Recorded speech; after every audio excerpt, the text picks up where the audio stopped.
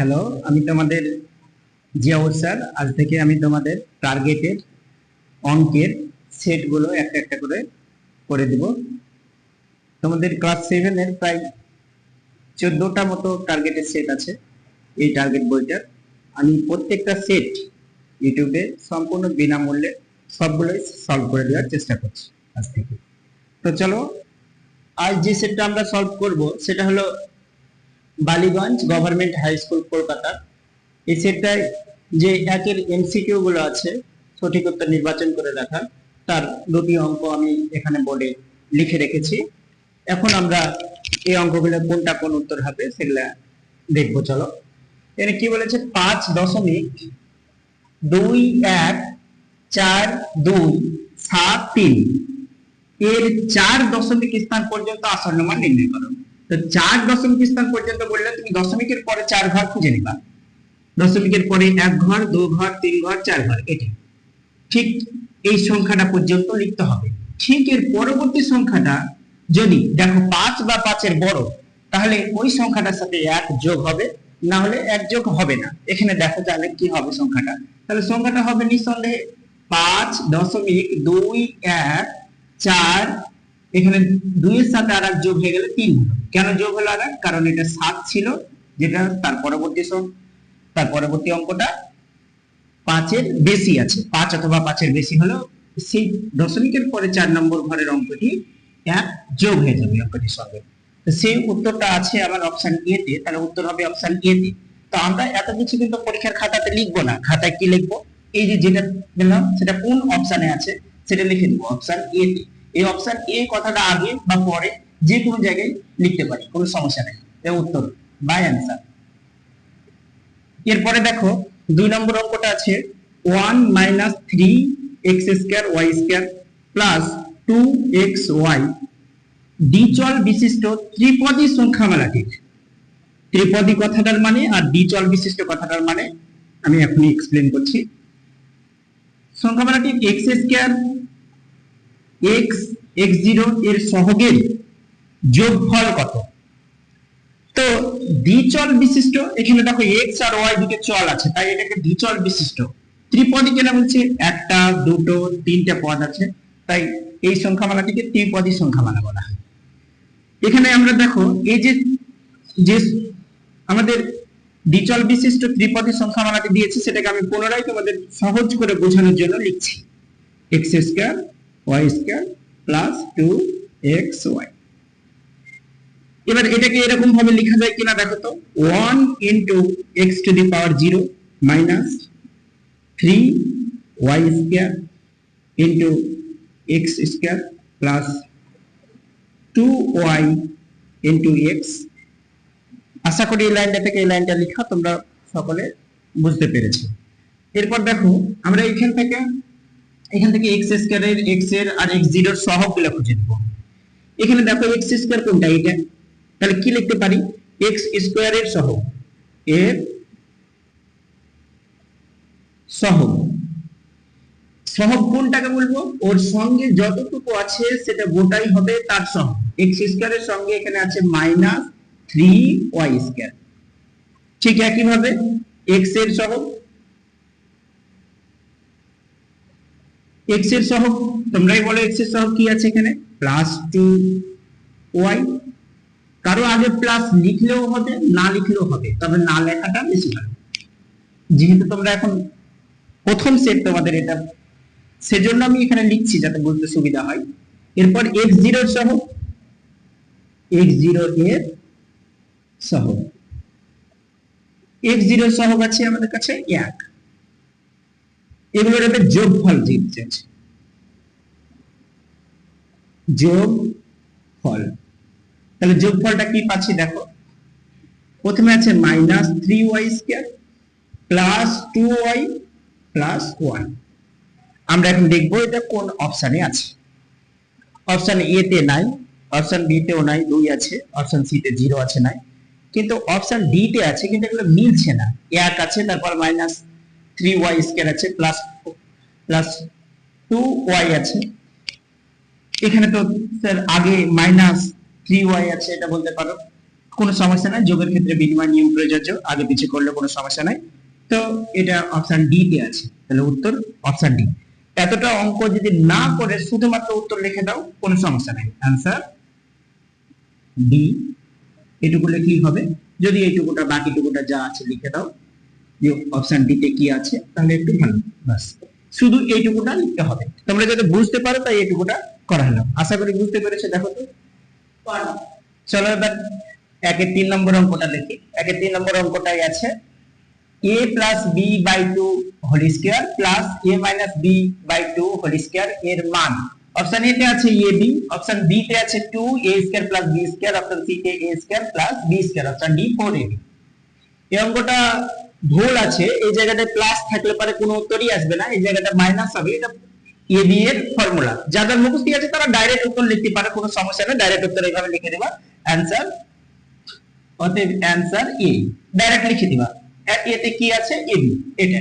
আর এটা কিভাবে আসলো সেটা আমি দেখাচ্ছি। দেখো, এটা যদি ক্যালকুলেশন করি আমরা ab অবশ্যই পাবো। দেখো, এই যদি ব্র্যাকেটটা খোলা যায় তাহলে ব্র্যাকেটটা খুললে অবশ্যই a প্লাস b উপরেও স্কয়ার পাবে আর নিচে b এর স্কয়ার, b এর স্কয়ার পাবে। এটা সূচকের নিয়ম, সূচকের নিয়মে এটাও তাই হবে, a minus b whole square by b এর স্কয়ার। উপরে এর ফর্মুলা সাহায্যে ভেঙে দাও, a স্কয়ার মানে a প্লাস b হোল স্কয়ারের সূত্রে a square plus 2ab plus b square by b এর স্কয়ার 4 মাইনাস উপরে এখানে হবে a square minus 2ab plus b square by b এর স্কয়ার 4। দুই জায়গায় যেহেতু 4 আছে, 4 আর 4 এর লসাগু অবশ্যই 4 হবে। উপরে তাহলে যা আছে তাই বসে যাবে, কারণ 4 দিয়ে 4টি ভাগ করলে 1 পাবো, 1 উপরের সাথে গুণ করলে যেটা আছে সেটাই থাকবে, ab plus b square minus a square মাইনাসটাকে প্লাস হয়ে যাবে 2ab মাইনাস b স্কয়ার। এই মাইনাসটার জন্য এই যে চিহ্নগুলো আছে এখানে তো কিছু না, মানে প্লাস ছিল, সব চিহ্নগুলো পরিবর্তন হয়ে গেল। যদি তোমরা না বুঝতে পারো তাহলে একটা ব্র্যাকেট নিয়ে পরের লাইনে আবার ব্র্যাকেট খুললে হয়ে যাবে। এবার দেখো, a plus a square minus a square কাটা গেল, plus b square minus a square যেটা দিলাম। তাহলে উপরে কি থাকলো, উপরে পড়ে থাকলো 4ab, 4ab আর নিচে ছিল a 4, সরি নিচে 4 ছিল, দুই জায়গা থেকে উপর নিচ থেকে 4 কেটে দাও, তাহলে কি পেলা, ab পেলা। আশা করি বুঝতে পেরেছো। চলো এবার দ্বিতীয় অঙ্ক। চলো এবার 4 নম্বর অঙ্কটা দেখি।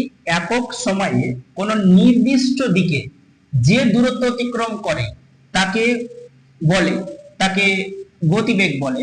একক সময়ে বলতে 1 সেকেন্ডে বা যে কোনো এককের ভিত্তিতে, নির্দিষ্ট দিকে মানে একই দিকে, একই দিকে যত দূর অতিক্রম করে একক সময়ে সেটাকে বলে গতিবেগ, সেটাকে কি বলে, গতিবেগ বলে। তো এটা একেবারে সহজ অঙ্ক ছিল, তোমাদের বই স্পষ্ট সংজ্ঞা লেখা আছে, আশা করি তোমরা এটা সকলে পারবে। এরপরে দেখো, ত্রিভুজ A B C A, BC বাহুর মধ্যবিন্দু ডি হলে মধ্যমা হবে। তো মধ্যমা কাকে বলে সেটা আমাদের আগে জানতে হবে। মধ্যমা কাকে বলে, কোন একটা ত্রিভুজের শীর্ষবিন্দু থেকে তার বিপরীত বাহুর মধ্যবিন্দু সংযোজক সরল রেখাংশকে ওই ত্রিভুজের মধ্যমা বলে। ত্রিভুজটার নাম আমাদের কি বলেছে, এ বি সি। এটা এ বিন্দু, এটা বি বিন্দু, এটা সি বিন্দু। আচ্ছা হলো, ধরা যাক এবার কি বলে দিয়েছেন, ধরা এখানে স্পষ্ট বুঝে বলে দিয়েছে যে এই ডি হচ্ছে বিসি বাহুর মধ্যবিন্দু। আমি মনে মনে ধরে নিলাম যে এই বিন্দুটাই সেই বিন্দু, ডি বিন্দুটা। তাহলে মধ্যমা কি, শীর্ষবিন্দু আর মধ্যবিন্দুর সংযোজক সরল রেখাংশকে কি বলে, মধ্যমা। তাহলে দেখো মধ্যমার নাম কি হয়েছে, এডি। অপশন কোনটায় আছে, অপশন সি তে আছে। উত্তর তোমরা এইভাবে লিখবে, অতএব অ্যানসার সি, এডি। যদি পাশে রাখে এই ছবিটা এঁকে দিতে পারো তাহলে খুব ভালো। এবার হচ্ছে সর্বসমতার একটি শর্ত, এমসিকিউ লাস্ট 6 নম্বর এমসিকিউ তে বলা আছে সর্বসমতার একটি শর্ত, আর এইচ এস, আর মানে রাইট অ্যাঙ্গেল হাইপোটেনিয়াস, আর এ মানে অ্যাঙ্গেল। সর্বসমতার এমন কোনো শর্ত নাই, একটা শর্ত আছে সর্বসমতার এরকম, যদিও ওটা আর এইচ এ লাইন অ্যাঙ্গেল না, ওটা হবে এস সাইড, কিন্তু এটা তো মিলছে না, তাহলে এটা হবে না। এ সর্বসমতার শর্ত হতে পারে না, কেন হতে পারে না সেগুলো আমরা ক্লাসে শিখিয়েছি তোমাদের। এখন দেখো, এ এস এস এ এটাও সর্বসমতার শর্ত নয়, এরকম একটা শর্ত আছে এস এ এস, অর্থাৎ দুটো ত্রিভুজের দুটো সমান বাহুর মধ্যবর্তী কোণকে সমান হতে হয়, কিন্তু এখানে তো কোণ সাইডে আছে, তাহলে এটাও সর্বসমতার শর্ত না। সর্বসমতার শর্ত হচ্ছে এটা, দুটো যে কোনো কোণ সমান এবং একটা বাহু সমান হলে ত্রিভুজ দুটি সর্বসম হয়। তো এখন প্রশ্ন হলো সর্বসম কাকে বলে ত্রিভুজে। সর্বসম দুটো ত্রিভুজকে তখন বলা হয় যখন দুটো ত্রিভুজকে একটাকে আরেকটার সঙ্গে ঘুরিয়ে এবং কেটে নিয়েছে, ঘুরিয়ে এবং সরিয়ে যেভাবে হোক পুরোপুরি যদি মিলে যায়, বাহুগুলো সব সমান হবে কোণগুলো, তাহলে সেই দুটো ত্রিভুজকে সর্বসম বলে। এগুলো তোমাদের ক্লাসে পড়িয়েছি। ব্যাস চলো এবার 2 নম্বর অঙ্কগুলো দেখি আমরা।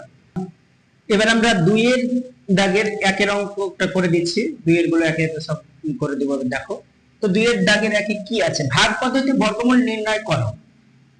177.48529। তো বর্গমূল নির্ণয় করতে গেলে ভাগ পদ্ধতিতে আপনাকে ওটার সংখ্যাটা আগে লিখতে হবে। লেখার পরে যেভাবে ভাগ করি সেইভাবে একটা এইভাবে লম্বা দাগ দিতে হবে। বাস। এবারে একটা কথা খুব ভালোভাবে মন দিয়ে বোঝার চেষ্টা করো। এই দশমিক বিন্দু এই আগের গুলো অর্থাৎ বাম দিকের গুলো এই দিকে তীর চিহ্ন লিখবে জোড়া জোড়া, আর এইদিকে দশমিক বিন্দুর ওই পারে গুলো ওই দিকে তীর চিহ্ন জোড়া জোড়া। বাস। এর তোমরা হয়তো বলবে স্যার এখানে একের জোড়া পুজেনি, একের জোড়া না পুজলে তো আগে একের হিসাব করবো, আর এখানে যদি জোড়া না পুজতো কারো তো শেষে শূন্য দিয়ে জোড়া পুজাতাম। এবার একের বর্গ 1 হয়, তো বর্গের নামটা পড়তে হবে। এখানে 1 লিখবো, বিয়োগ করব, তারপর জোড়ায় জোড়ায় নামবে। না হলো এই যে সংখ্যাটা থাকবে সেইখানে সর্বদা 2 গুণ হয়ে যাবে। 2 এর কে 2। এর 70 এর কাছে সব থেকে কে পৌঁছাতে পারবে আমাকে সেটা দেখতে হবে। যদি এখানে 3 বসাই তাহলে সব থেকে কাছে পৌঁছাবে। কি করে দেখো, 3 3 9, 3 দুগুণে 6, 69 তো 70 এর সব থেকে কাছে না, এখানে বিয়োগ করার পরে 1 পাচ্ছি। যেহেতু দশমিক বিন্দুর পরের অঙ্ক এবার নামাচ্ছি এক জোড়া, তাই দশমিক বিন্দু এখানে উঠে যাবে, উঠলো দশমিক বিন্দু। এরপরে এই 3টে দ্বিগুণ হয়ে এখানে নামবে। তো আগে 2 ছিল থাকলো, 3 দুগুণ এখানে 6 হবে। এবার এখানে যদি আমি 1ও বসাই তাও কিন্তু 148 এর থেকে বড় হবে, তাহলে আরো এক জোড়া নামাতে হবে, সেটা হলো এই জোড়া। যখন তার পরবর্তী জোড়া এখানে নামাবো তখন তার পরিবর্তে এখানেও শূন্য নিতে হবে, এখানেও শূন্য নিতে হবে, 2 জায়গাতেই শূন্য নিতে হবে। এবার এখানে কত বসিয়ে এটা হবে সেটা আমাদের দেখতে হবে। সংখ্যাটা কি তৈরি হবে, যদি 1 বসাই, 1 বসালে এটা হবে। দেখো এখানে আছে 14,000 আর এখানে 2,601, যেটা এর থেকে অনেকই ছোট, তাহলে কনফার্ম যে আমি 1 বসিয়ে হবে না, তাহলে কয় বসিয়ে এখানে হতে পারে? তো 6 দুগুণী 12, 5 দুগুণী 10, তো 5 অথবা 6 বসিয়ে হতে পারে। দেখা যাক 5 বসিয়ে কি হয়। 5 বসালে আমরা পাচ্ছি 5 এ 5 25 25ই বসে যাবে, যেহেতু আবার শূন্য আছে, শূন্য এবং শূন্য হয় 2, যোগে 2 বসবে, 5 6 30 এর শূন্য, হাত থাকবে 3, 5 দুগুণী 10 আর 3 13, এটাই সব থেকে কাছে, তাহলে এখানে বসবে 13 শূন্য 25 অর্থাৎ 13,025। বিয়োগ করলে এখানে 12 থেকে 7 বিয়োগ করলে 5, এখানে 4 থেকে 2 বিয়োগ করলে 2, এখানে 8 1। এরপরের জোড়া এবার নামাতে হবে আমাদের। পরের জোড়া আছে 4 9, এখানে যে সংখ্যাটা বসিয়ে হলো সেটা হলো 5, এখানেও 5 বসাবো, এখানেও 5 বসাবো। এবার এই 5টা দ্বিগুণ হয়ে এখানে নিচে নামবে, তো 5টাকে দ্বিগুণ হয়ে নামালে 5 দুগুণী 10 হয়, 10 এর শূন্য বসে হাতে থাকে 1, শূন্যর সাথে 1 যোগ হয়ে 1 হয় 6 2। এই 3 কে মিলাবার, এই 9 কে মিলাবার ক্ষমতা 3 এর কাছে আছে আর 7 এর কাছে আছে। আমরা এখানে 7 দিলে মিলে যাবে, দেখো মিলবে কিনা সেটা এখানে আমি পাশে দেখাচ্ছি। 2 6 1 0 পরে যদি 7 বসাই, এটাকে 7 দিয়ে গুণ করতে হবে, 7 এর সাথে 49, 7 একে 7, 6 7 42 এর 2, ভাগটাকে 4, 7 দুগুণী 14 আর 4 18। দেখো মিলেছে কিনা।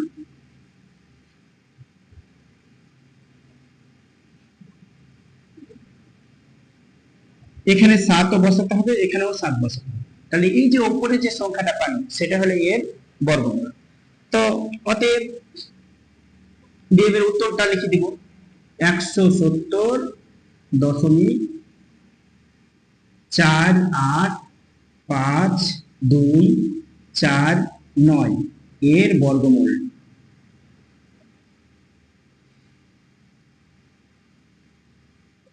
কত পেলাম বলুন? 13.057। আশা করি বুঝতে পেরেছো। পরবর্তী অঙ্কটা টুকু এবার দুইয়ের দাগের বাকি অঙ্কগুলো তোমাদের সঙ্গে স্যার করে দিচ্ছে, তারপরে আমি আবার আসছি।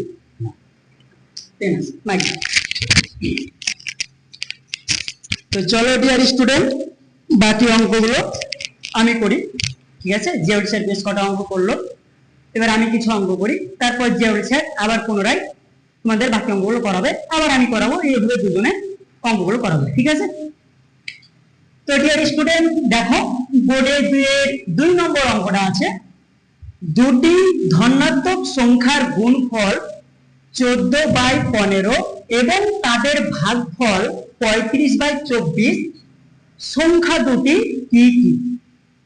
তো এই অঙ্কে আমাদের ওই সংখ্যা দুটো নির্ণয় করতে হবে যাদের গুণফল 14/15 এবং যাদের ভাগফল 35/24। কিন্তু সংখ্যা দুটো কি কি জানি না। তাহলে ডিয়ার স্টুডেন্ট কি করতে হবে? x ধরতে হবে একটা, আর আরেকটা y ধরতে হবে। যেহেতু এখানে সংখ্যা দুটির কথা বলেছে, তাহলে আমরা দুটি সংখ্যা প্রথমে ধরে নিই। ঠিক আছে, তো চলো ধরি। ডিয়ার স্টুডেন্ট এখানে ধনাত্মক সংখ্যার কথা বলেছে, তাই লিখছি ধরি ধনাত্মক সংখ্যা দুটি হলো x এবং y। এবং ডিয়ার স্টুডেন্ট আমরা এখানে দেখছি ভাগফলে আমাদের লব বড় আছে এবং হর ছোট আছে, তার মানে আমি ডিয়ার স্টুডেন্ট এই ক্ষেত্রে লবটাকে আমি x এবং হরটাকে আমি y ধরব। সুতরাং আমি এখানে লিখে রাখছি x যেহেতু বড় তাই x y কে তীর মারবে। ডিয়ার স্টুডেন্ট এই জায়গাটা বোঝাতে পেরেছি। যেহেতু আমাদের এই অঙ্কে দুটো ধনাত্মক সংখ্যা নির্ণয় করতে বলেছে, তাই আমরা ধরে নিলাম ধনাত্মক সংখ্যা দুটি হলো x এবং y, যেখানে x আমাদের y থেকে বড়। ঠিক আছে ডিয়ার স্টুডেন্ট, এবার চলো অঙ্কটা শুরু করি। তো আমরা এবার শর্ত অনুসারে চলে যাই। ঠিক আছে, এই অঙ্কে যে যে শর্ত দিয়েছে, যে যে কন্ডিশন দিয়েছে, সেই কন্ডিশন অনুসারে আমরা অঙ্কটা করব। ঠিক আছে, তো চলো লিখে নিই শর্ত অনুসারে। ঠিক আছে, অঙ্কে যে শর্ত দিয়েছে সেই শর্ত অনুসারে আমরা অঙ্কটা করব। তো শর্ত অনুসারে ডিয়ার স্টুডেন্ট দেখো বলেছে দুটি ধনাত্মক সংখ্যার গুণফল। তাহলে আমি বলতে পারি যে ধনাত্মক সংখ্যা দুটো আমি কি ধরেছি? একটা x ধরেছি, একটা y ধরেছি, যেখানে x বড় y ছোট। তাহলে আমি লিখতে পারি x গুণিত y সমান 14/15। এটা লিখতে পারি, এটা হলো আমার 1 নম্বর সমীকরণ। ঠিক আছে ডিয়ার স্টুডেন্ট, শর্ত অনুসারে 1 নম্বর সমীকরণটা তৈরি করতে পারি। বুঝতে কোনো অসুবিধা আছে? নাই। ডিয়ার স্টুডেন্ট আরো একটা কন্ডিশন দিয়ে দিয়েছে, তাদের ভাগফল 35/24। তাহলে লিখতে পারি আমি বলেছিলাম লবটাকে x ধরবো, হরটাকে y ধরবো। তাহলে ডিয়ার স্টুডেন্ট আমি বলতে পারি x/y সমান, ডিয়ার স্টুডেন্ট কত বলেছে? 35/24। তো ডিয়ার স্টুডেন্ট এটাকে আমি 2 নম্বর সমীকরণ করছি। 2 নম্বর সমীকরণ করলাম। এবার ডিয়ার স্টুডেন্ট আমি দেখছি 1 নম্বর সমীকরণ এবং 2 নম্বর সমীকরণ। ঠিক আছে, এবার ডিয়ার স্টুডেন্ট আমাকে ওই সংখ্যা দুটি যদি বার করতে হয়, তাহলে আমাকে এই দুটো নিয়ে ক্যালকুলেট করতে হবে। তো ডিয়ার স্টুডেন্ট আমি এই পক্ষ আর এই পক্ষকে আমি গুণ করতে পারি, অর্থাৎ এই পক্ষের সঙ্গে এই পক্ষকে গুণ করতে পারি এবং এই পক্ষের সঙ্গে এই পক্ষকে গুণ করতে পারি। ঠিক আছে, তাহলে দেখো ডিয়ার স্টুডেন্ট আমি কি করতে পারি যে 1 নম্বর ও 2 নম্বর সমীকরণকে আমরা এই পক্ষগুলি গুণ করছি এবং এই পক্ষগুলো গুণ করছি। তাহলে কি হয়? তাহলে ডিয়ার স্টুডেন্ট আমরা যদি দেখি x গুণিত y, এই পক্ষটার সাথে এই পক্ষটাকে গুণ করব, তাহলে এই পক্ষটাকে গুণ করলে দাঁড়াবে x/y। ঠিক আছে, তারপর আমরা এবার এই পক্ষটার সাথে পক্ষটা গুণ করব, এই পক্ষটা গুণ করলে দাঁড়াবে 14/15 গুণিত 35/24। এবার স্টুডেন্ট আমরা কাটাকাটি দেখবো কাটাকাটি হচ্ছে কিনা। তো দেখছি এখানে y আর y কেটে যাচ্ছে, ভালো কথা। এখানে কাটাকাটি যদি দেখি তাহলে এটাও 5 দিয়ে কাটছে, এটাও 5 দিয়ে কাটছে। এটা যদি 5 দিয়ে কাটি তাহলে 3, এটা যদি 5 দিয়ে কাটি তাহলে 7। এটাকে যদি কাটি কেটে যাচ্ছে ডিয়ার স্টুডেন্ট, এটাকে 2 দিয়ে কাটলে পাচ্ছি 12, এটাকে 2 দিয়ে কাটলে পাচ্ছি 7। এই 7 মৌলিক সংখ্যা চলে এসেছে, 3 মৌলিক সংখ্যা চলে এসেছে, কিন্তু 12 কাটবে না। তাহলে ডিয়ার স্টুডেন্ট এখানে আমরা লিখতে পারি ax আর ax গুণ করলে এখানে x স্কয়ার হবে। কেন? কারণ দেখো এখানে y এখানে কাটা গেছে, এখানে x আর এখানে x করে আছে, আর এই x আর x এর মাঝে গুণ আছে, আর এর পাওয়ার কিছু নাই মানে 1, এর পাওয়ার কিছু নাই মানে 1। তো সূচকের নিয়ম অনুসারে এই 1 যোগ করলে 2 হয়, তাই x গুণ করলে x স্কয়ার হলো। আর এই পারে কি আছে? এই পারের উপরে দেখছি 7 আর 7 আছে, তাহলে 7 আর 7 গুণ করলে কত হয়? 49। আর 3 কে 12 কে গুণ করলে কত হয়? 36। ঠিক আছে, এবার আমরা কি করতে পারি? উভয় পাশকে বর্গ করব, বা আমরা এই পাশে কি করলাম, ধরে এবারে আমরা একে তুলে দেব, স্কয়ারকে তুলে দেব। ঠিক আছে, এবারে যদি আমরা স্কয়ারকে তুলে দিই, আমি যদি শুধু x লিখি তাহলে এই পারে এটাকে রুটের মধ্যে আমরা লিখতে পারি। ঠিক আছে, এই পারে যদি স্কয়ার তুললাম, এই পারে রুট ঢুকে যাবে। তো রুট যদি রুটের মধ্যে ঢুকে যায় তাহলে হবে 49/36। ঠিক আছে, এবার এটা আমি এই পাশে লিখছি। ঠিক আছে, এই পাশে লিখছি, দেখো তাহলে আমি পেলাম x সমান, এখানে পেয়েছিলাম 49, তো 49 কে আমি লিখতে পারি 7 গুণিত 7, কারণ 7 এর সাথে 49 হয়। আবার আমি 36 কে লিখতে পারি 6 গুণিত 6, 6 6 36। এবার ডিয়ার স্টুডেন্ট আমরা জানি রুটের মধ্যে যদি কোনো জিনিস ডবল থাকে তাহলে একটা বেরিয়ে চলে আসবে। তাহলে x সমান পেলাম, উপরে দুটো 7 থাকার জন্য একটা 7 বেরিয়ে চলে আসবে, নিচে দুটো 6 থাকার জন্য একটা 6 বেরিয়ে চলে আসবে। তাহলে x সমান পেলাম 7/6। এবার x কি ছিল?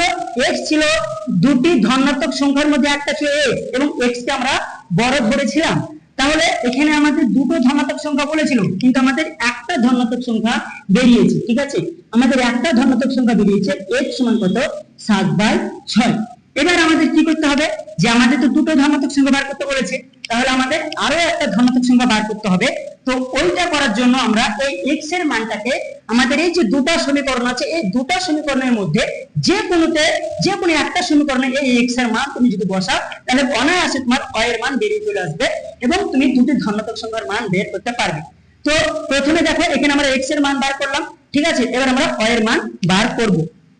তো y এর মানটা আমি বার করছি এই সাইডে। ঠিক আছে, এই সাইডে বার করছি। তো দেখো এটা যেহেতু তোমরা স্কুলের স্টুডেন্ট, স্কুলে অঙ্ক করবা, তাই এটাকে নির্দিষ্টভাবে কি করছো না করছো সেটাকে কিন্তু দেখিয়ে দিতে হবে। তাই দেখো এই যে এই দুটো গুণ করে আমরা এই মানটা পেয়েছি কিনা, তাই এখানে একটা লাইন লিখে দিতে হবে। ঠিক আছে, এখানে লাইনটা লিখে দিবা যে আমরা দেখো এই লাইনটা কি করে পেয়েছি, 1 নম্বর আর 2 নম্বর সমীকরণ গুণ করে। তাহলে আমরা এখানে লিখে দিব যে 1 নম্বর ও 2 নম্বর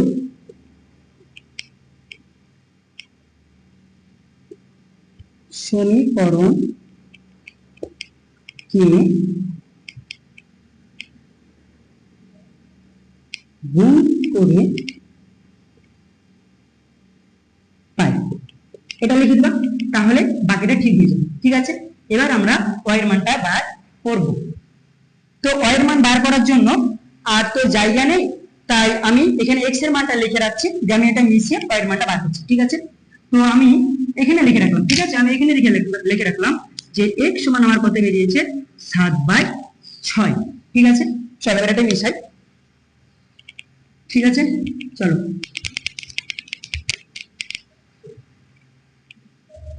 1 নম্বর সমীকরণে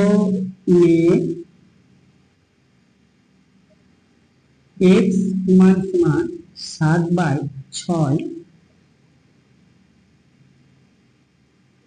বসিয়ে পাই। তো ডিয়ার স্টুডেন্ট, এখানে x এর মান আমি 1 নম্বর সমীকরণে বসালাম। তোমরা চাইলে 1 নম্বর সমীকরণে না বসে 2 নম্বর সমীকরণে বসাতে পারতে, কিন্তু আমি 1 নম্বর বসালাম। ঠিক আছে, তো চলো এবার 1 নম্বর সমীকরণটা লিখি। আমাদের 1 নম্বর সমীকরণটা কি ছিল? আমাদের 1 নম্বর সমীকরণটা ছিল x গুণিত y সমান 14/15। এবার x এর মান কত পেয়েছি? 7/6। তো আমরা লিখে নেব x এর মান হলো 7/6 গুণিত y সমান 14/15। ডিয়ার স্টুডেন্ট, এবার দেখো তো এই মানটা এর সঙ্গে গুণ আকারে আছে কিনা। তাহলে ওই পারে গেলে কি হবে? ভাগ আকারে হবে। আর আমাকে যেহেতু y এর মান বার করতে হবে, তাহলে এটাকে আমি ওই পারে পাঠিয়ে দিব। তো আমি লিখতে পারি বা y সমান 14/15। আর যেহেতু এটা এই পারে গুণ আকারে আছে, ওই পারে গেলে ভাগ আকারে হবে। আর ভাগ আকারে যদি সেটাকে আমি যদি ভাগ চিহ্ন না করে গুণ চিহ্ন করি, তাহলে এটা উল্টে যাবে। অর্থাৎ এটা 7/6 ছিল, এটা হয়ে যাবে 6 ভাগিত, অর্থাৎ 6/7 হয়ে যাবে।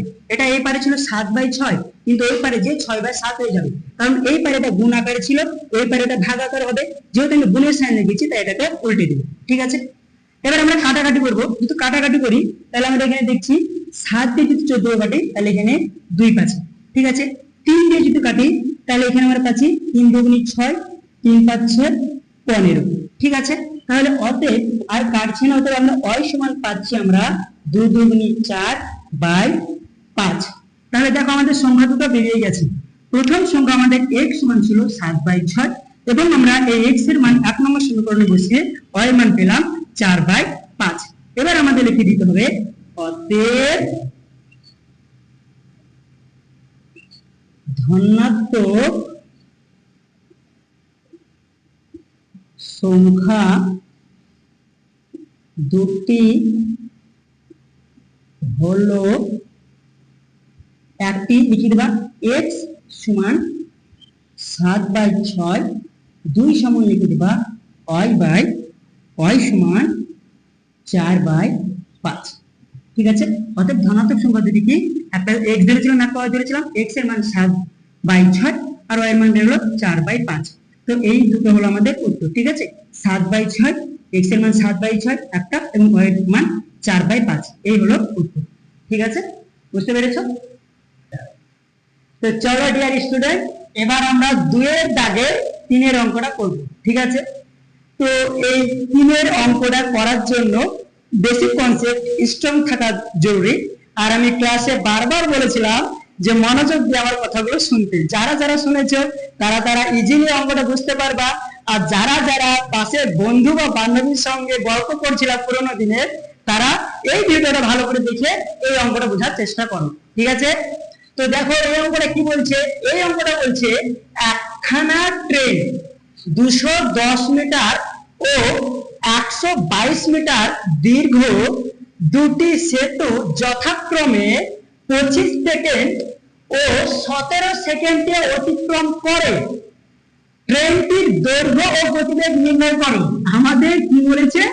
ওই ট্রেন খানার যে দৈর্ঘ্য, সেই দৈর্ঘ্যখানা বার করতে বলেছে, এবং ওই ট্রেনটার যে গতিবেগ, সেই গতিবেগটা বার করতে বলেছে। ঠিক আছে, তো আমরা প্রথমত গতিবেগ বার করব না। কেন? কারণ গতিবেগ বার করতে গেলে আমরা জানি যে টাইম এবং ডিসটেন্স দুটো লাগবে, তাই না?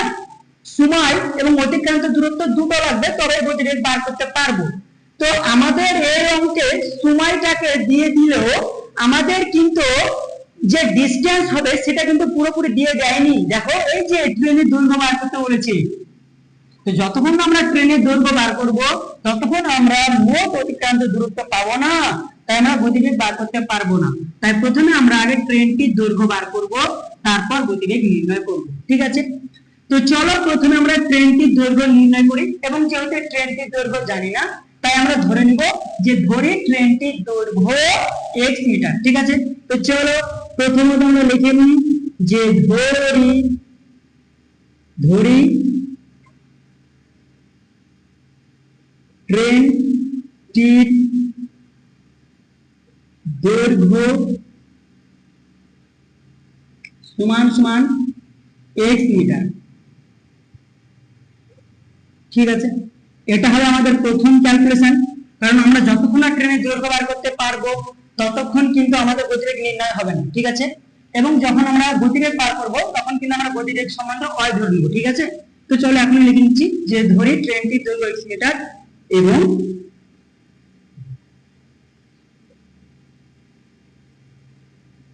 ট্রেনটির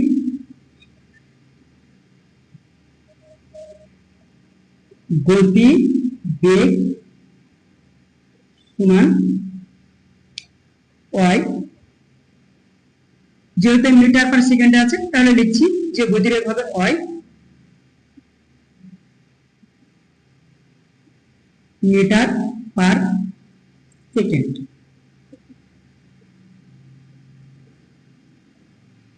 তো চলো প্রথমে আমরা আগে ট্রেনটার দৈর্ঘ্য নির্ণয় করি, ঠিক আছে।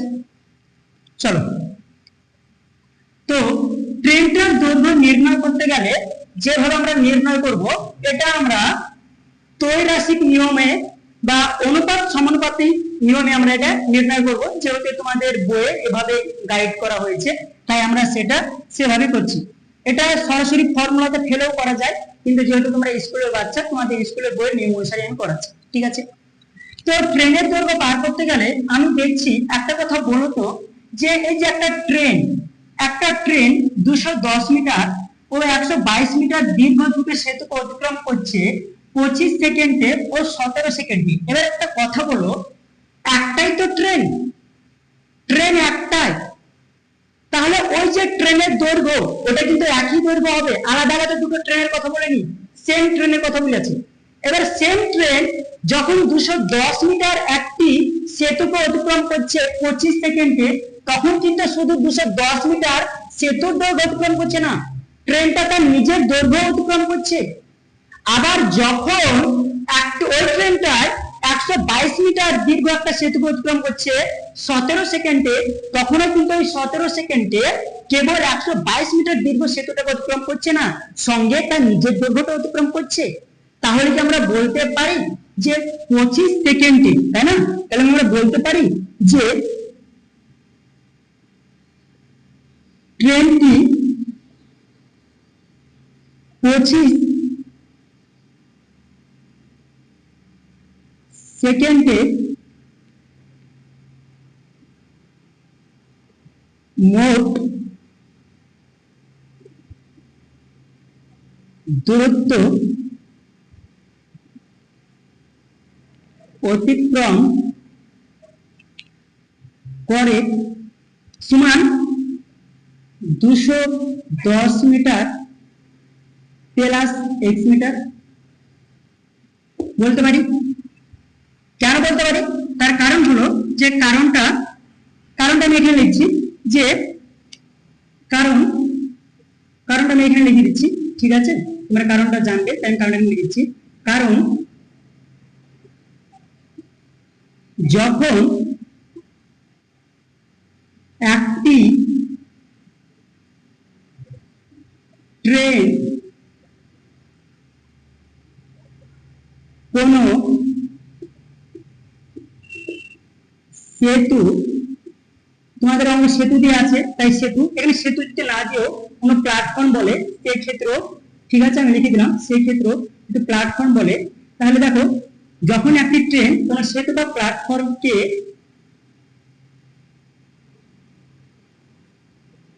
অতিক্রম করে তখন ট্রেনটি ওই সেতু বা প্ল্যাটফর্মের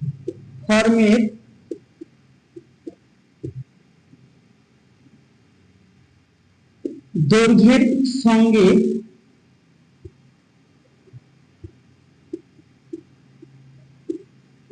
নিজের দৈর্ঘ্য অতিক্রম করে।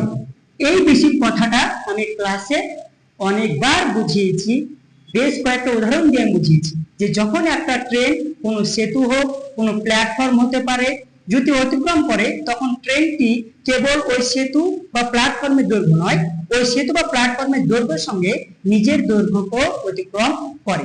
বুঝতে পেরেছো? তাই যখন আমরা দেখছি যে ট্রেনটি 25 সেকেন্ডে মোট দূরত্ব অতিক্রম করে 210 মিটার প্লাস এক্স মিটার, কারণ এই সময়ে ট্রেনটা এই ব্রিজের এতটুকু অতিক্রম করেছে বা সেতুর এতটুকু অতিক্রম করেছে, সঙ্গে নিজেরটুকু অতিক্রম করেছে। দ্বিতীয়ত, ওই ট্রেনটি যদি আমরা দেখি আমরা, তাহলে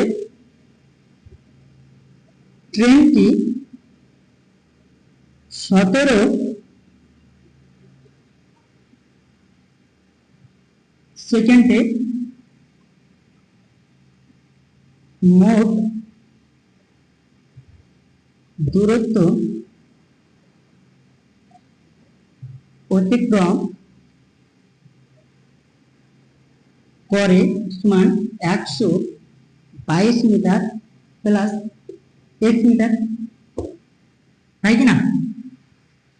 এবার আমরা কি করব, এবার এটাকে আমরা ত্রৈরাশিক নিয়মে সাজাবো, ঠিক আছে, বা আমরা এটা অনুপাত সমানুপাত নিয়মে সাজাবো। তো সাজানোর জন্য আমাদের কি করতে হবে, আমাদের একদিকে লিখতে হবে যে মোট দূরত্ব যেহেতু এটা একক মিটারে আছে তাই আমি এখানে ব্র্যাকেটে মিটার লিখলাম, এবং আমার দেখতে হবে যে সময় কতটুকু লাগছে, তাই না? আমার দেখতে হবে যে সময় কতক্ষণ লাগছে। তো সময় যেহেতু সেকেন্ডে আছে তাই আমি ব্র্যাকেটে সেকেন্ড লিখলাম, ঠিক আছে। এবার বলো মোট এই যে 210 প্লাস এক্স মিটার এর জন্য সময় লাগছিল কত? 25 সেকেন্ড। আর আরো একটা ছিল 122 প্লাস এক্স মিটার এর জন্য সময় লাগছিল 17 সেকেন্ড। এবার বলো এর সঙ্গে এর সম্পর্কটা কি সম্পর্ক? এর সঙ্গে সম্পর্কটা কি সম্পর্ক? অবশ্যই ক্ষেত্রে সরল সম্পর্ক হবে, কারণ দূরত্ব যত বাড়বে সময় তত বেশি লাগবে যদি স্পিড ফিক্সড থাকে। যদি গতিবেগ একই থাকে, গতিবেগ ফিক্সড থাকে, গতিবেগ স্থির থাকে, তাহলে মোট দূরত্বের সঙ্গে সময়ের সম্পর্ক সব সময় সরল সম্পর্ক হবে। বুঝতে পেরেছো? তাহলে আমি লিখে দিই, এখানে সম্পর্কটা লিখে দিই যে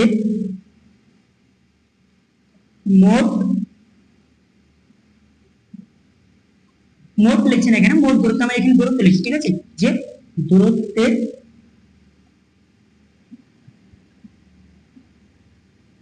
সঙ্গে সময়ের সম্পর্ক সরল সম্পর্ক। বুঝতে পেরেছো? দূরত্বের সঙ্গে সময়ের সম্পর্ক কি? সরল সম্পর্ক, ঠিক আছে। তাহলে এবার এটাকে যদি আমরা সাজাই, আমরা যদি অনুপাত সমানুপাতে সাজাই, তাহলে অনুপাত সমানুপাতে সাজালে দেখো এই জায়গাটা পাবো, ঠিক আছে। কোথায় লিখি বলো তো? আমি এই জায়গাতে লিখছি, ঠিক আছে। দেখো এটা যদি আমরা সাজাই তাহলে এরকম পাবো 210 প্লাস এক্স অনুপাত 122 প্লাস এক্স সমানুপাত 25 অনুপাত 17। দেখো তো এটাকে যদি অনুপাত সমানুপাতে সাজাই তাহলে এই জায়গাটা পাবো কিনা?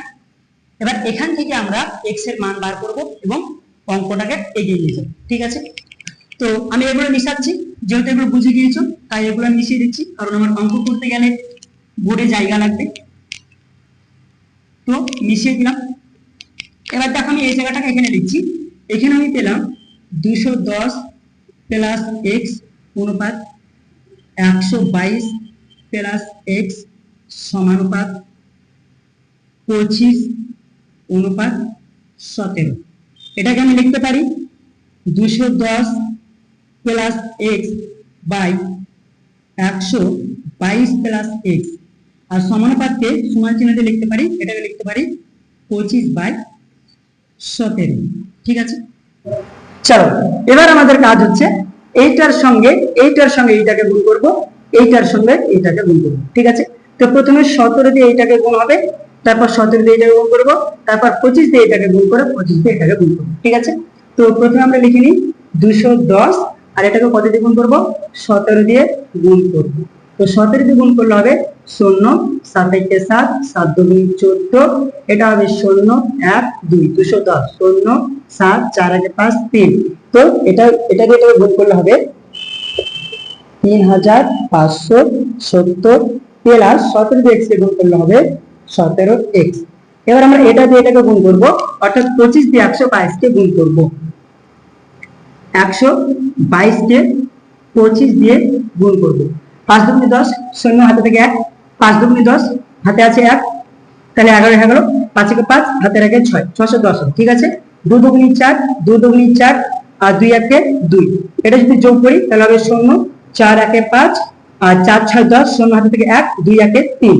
তো এটার সঙ্গে এটা গুণ করলে হবে 3050। ঠিক আছে, প্লাস 25 এর সঙ্গে x গুণ করলে হবে 25x। বুঝতে পারছো? এবার আমরা একটা কাজ করব, এই 25x কে এক পারে করে নেব। ঠিক আছে, আর এটাকে ওই পারে কেটে দেব। তো এই পারে আছে আমাদের 17x, আর এই পারে আমরা করে নিলাম 25x, অর্থাৎ x গুণকে এক পারে করে নিলাম।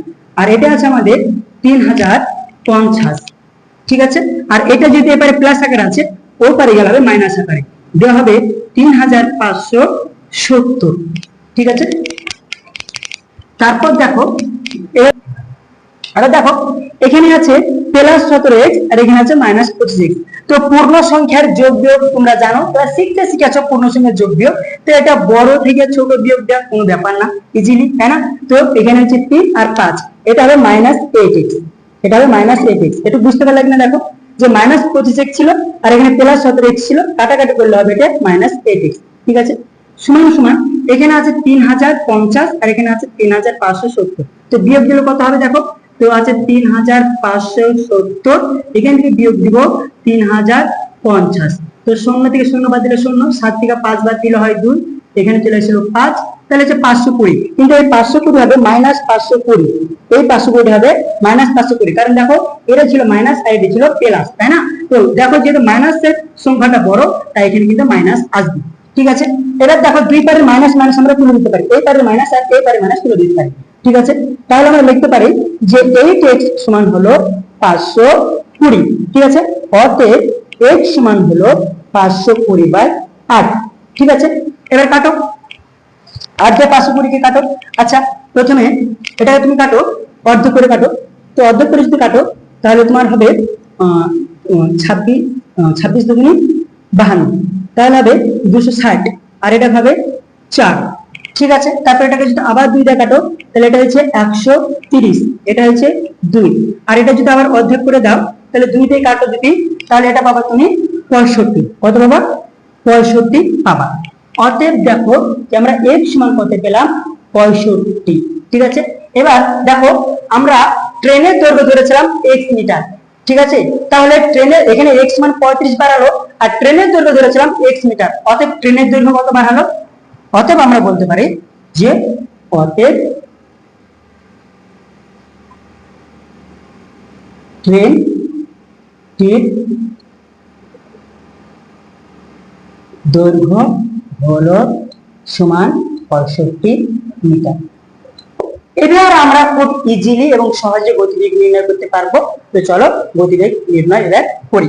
তো ট্রেনটির দৈর্ঘ্য x মিটার, x মান 65, অর্থাৎ ট্রেনটির দৈর্ঘ্য 65 মিটার বেরিয়ে গেল। বুঝতে পেরেছো? ট্রেনটির দৈর্ঘ্য 65 মিটার। বুঝতে কারো কোনো অসুবিধা আছে? ঠিক আছে, এবার চলো গতিবেগটা নির্ণয় করি।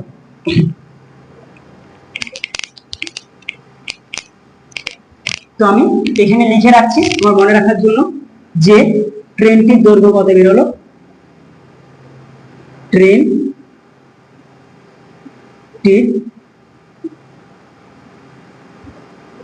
দৈর্ঘ্য সমান 65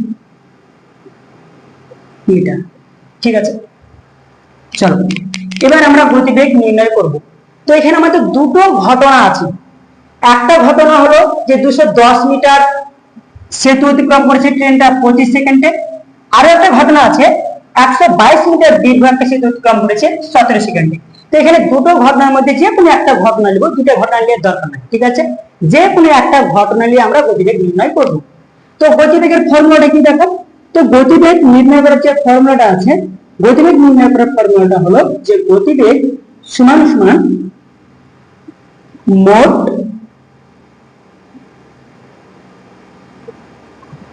অতিক্রান্ত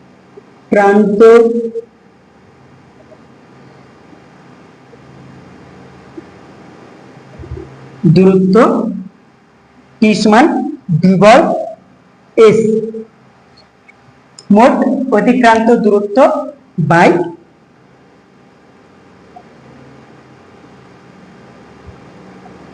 মোট সময়। এটা ছিল আমাদের গতিবেগ নির্ণয় করার ফর্মুলা, তাই তো?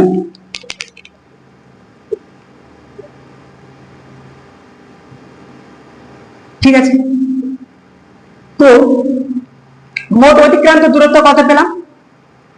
তো যেমন আমরা একটা ঘটনা নিচ্ছি, ঠিক আছে, তো আমরা এখানে প্রথমে একটা ঘটনা ব্যাখ্যা করছি, ঠিক আছে। তো প্রথমে একটা ঘটনা নিলাম যে ট্রেনটি 25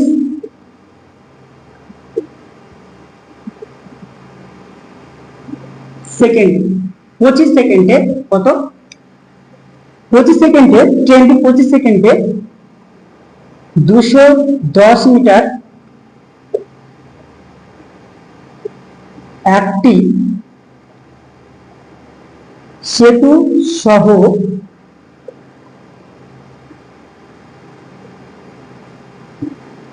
নিচের দৈর্ঘ্য 65 মিটার অতিক্রম করে, অর্থাৎ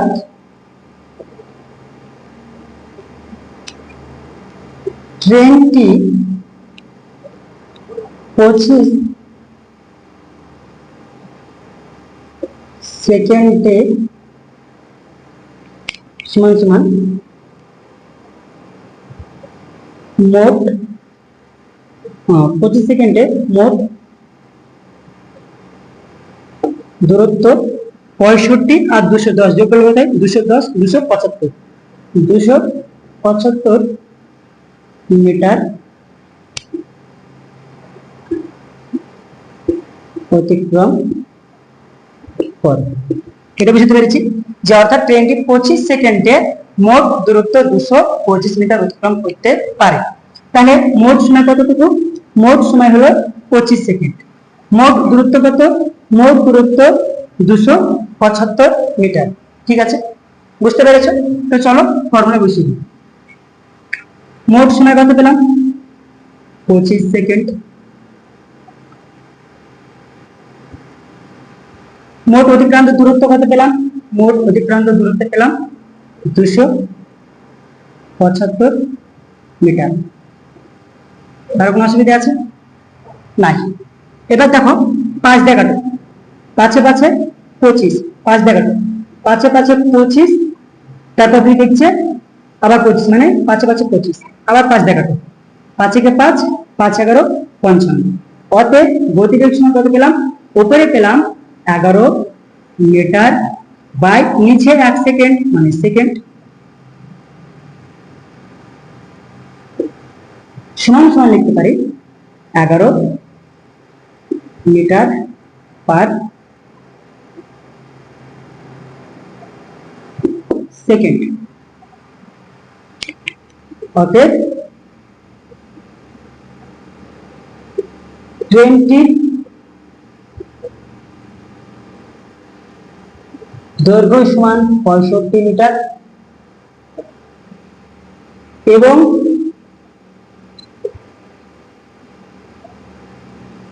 ট্রেনটির গতিবেগ সমান 11 মিটার পার সেকেন্ড। শেষ এই অঙ্কটা। তো চলো এবার 2 এর দাগের 4 এর অঙ্কটা করি। এই অঙ্কগুলো খুবই মজাদার, বেশ ভালো লাগে করতে। ক্লাস 5 এ তোমরা প্রথম এর বেসিকটা শিখেছিলা, ক্লাস 6 এও পড়েছো, আর এখন ক্লাস 7 এ উঠেছো, তো আর একটু কঠিন হবে। তো এতটাও কঠিন নয়, ঠিক আছে। তো চলো এই অঙ্কটা কি বলেছে সেটা বোঝার চেষ্টা করি এবং এর উত্তর কিভাবে বার করব সেটা দেখি। তো প্রশ্ন কি দিয়েছে? প্রশ্ন বলছে একটি আয়তাকার জমির দৈর্ঘ্য হলো 70 মিটার এবং প্রস্থ হলো 60 মিটার। যদি জমির দৈর্ঘ্য ও প্রস্থের সমান্তরালে জমির মাঝ বরাবর 5 মিটার চওড়া দুটি রাস্তা থাকে, যে রাস্তা দুটি জমিটিকে সমান 4টি খণ্ডে বিভক্ত করে, সেই রাস্তা দুটির মোট ক্ষেত্রফল কত? অর্থাৎ বলতে চাইছে যে এরকম একখানা আয়তাকার জমি আছে, এই জমিটার যে দৈর্ঘ্য এই পয়েন্ট থেকে এই পয়েন্ট পর্যন্ত, এই যে দৈর্ঘ্যখান, এই দৈর্ঘ্যখান বলছে 70 মিটার, ঠিক আছে। তারপর বলছে এবং প্রস্থ হলো 60 মিটার, অর্থাৎ এই পয়েন্ট থেকে এই পয়েন্ট, অর্থাৎ এই যে এইটুকখানকে বলছে 60 মিটার। বাহ। তারপর বলছে যদি জমির দৈর্ঘ্য এবং প্রস্থ বরাবর জমির মাঝ বরাবর 5 মিটার চওড়া দুটি রাস্তা থাকে, এই একটা রাস্তা আর এই একটা রাস্তা, এবার এই রাস্তার এই যে চওড়াটুকু, এই চওড়াটুকু এই পয়েন্ট থেকে এই পয়েন্ট বা এই পয়েন্ট থেকে এই পয়েন্ট, এই যে এখান থেকে এইটুকখান অথবা এখান থেকে এইটুকখান, এই চওড়াখান কতটুকু মিলেছে? এই চওড়াখান মিলেছে 5 মিটার, 5 মিটার, ঠিক আছে। আবার এখান থেকে এই চওড়াখান কতটুকু? এখান থেকে এই যে চওড়াটুকু, এই চওড়াখানও কিন্তু 5 মিটার। বুঝতে পেরেছ? এবার আমাকে বলছে যে রাস্তা দুটি জমিটিকে সমান 4টে খণ্ডে বিভক্ত করে। হ্যাঁ, এই রাস্তা দুটো 4টে খণ্ডে বিভক্ত করেছে, একটা খণ্ড, দুটা খণ্ড, তিনটা খণ্ড, চারটা খণ্ড, 4টে খণ্ডে বিভক্ত করে। সেই রাস্তা দুটির মোট ক্ষেত্রফল কত? এখন এই যে একখানা রাস্তা আছে আর এই যে একখানা রাস্তা আছে, এখন এই রাস্তাখানা আর এই রাস্তাখানার ক্ষেত্রফল বার করতে হবে। তো এই ধরনের কেস তোমাদের বইয়ে আমি নিজে পড়িয়েছি, তোমরা করেছো, টার্গেটও সেম প্রবলেম এসছে। এখন আমি সলভ করছি, দেখে নাও, ঠিক আছে। তোমাদের মধ্যে অনেকেই পারবে, কিন্তু যারা পারবে না তারা এখান থেকে দেখে নাও, আর যারা পারবে তারা দেখে নাও, তারা একবার রিভিশন করে নাও, ঠিক আছে। তো দেখো আমাকে এখন এই রাস্তার এই জায়গাটুকু আর এই জায়গাটুকুর ক্ষেত্রফল বার করতে হবে। তো আমি কিভাবে বার করব? আমার বার করার টেকনিক হবে এইটা, যে প্রথমত আমি এই যে মোট যে জমিখানা আছে কিনা, এই মোট জমিখানার ক্ষেত্রফল বার করব, এটা হবে আমার প্রথম টার্গেট। তারপর আমি কি করবো? তারপর আমি এই যে টুকরাগুলো আছে না, এই টুকরাগুলোর ক্ষেত্রফল বার করব, এই 4টা টুকরার ক্ষেত্রফল বার করব। এবার আমি প্রথমে যে মোট ক্ষেত্রফল বার করেছিলাম, এটা ছিল ফার্স্ট টার্গেট। আমার সেকেন্ড টার্গেট হলো এই 4টা টুকরার ক্ষেত্রফল বার করা। তো এই 4টা টুকরার ক্ষেত্রফল বার করে নিলাম। তারপর কি করব? ওই যে প্রথমে মোট ক্ষেত্রফল বার করেছিলাম, ওই মোট ক্ষেত্রফল থেকে এই 4 টুকরার ক্ষেত্রফলকে বিয়োগ করব। তাহলে যদি বিয়োগ দিয়ে দিই, তাহলে বাকি যে অংশটুকু করে থাকবে সেই অংশটুকু এই রাস্তাটুকু করে থাকবে, এই রাস্তাটুকু করে থাকবে, তাহলে ওই রাস্তাটুকু ক্ষেত্রফল বেরিয়ে গেল। বুঝতে পেরেছো? কিন্তু সে বুঝলাম, তো আপনি কিভাবে করবেন পুরো প্রসেসটা বলে দিলেন 30 সেকেন্ডে, কিন্তু কিভাবে করব? তো দেখো, তারপরে যারা বুঝতে পারলে না, এবার দেখো। তো প্রথমত আমি এই মোট জমিটার ক্ষেত্রফল বার করতে পারবো কিনা বলবো। পারবো, বলে দিয়েছে যে জমিটার দৈর্ঘ্য কত, 70 মিটার, প্রস্থ কত, 60 মিটার। তাহলে চলো প্রথমত আমরা কি করি, টোটাল জমিটার ক্ষেত্রফল বার করি, ঠিক আছে। তো প্রথমত আমরা যে কাজটা করব, যে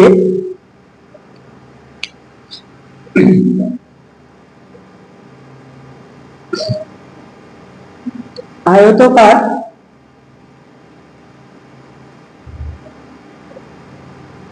জমিটির মোট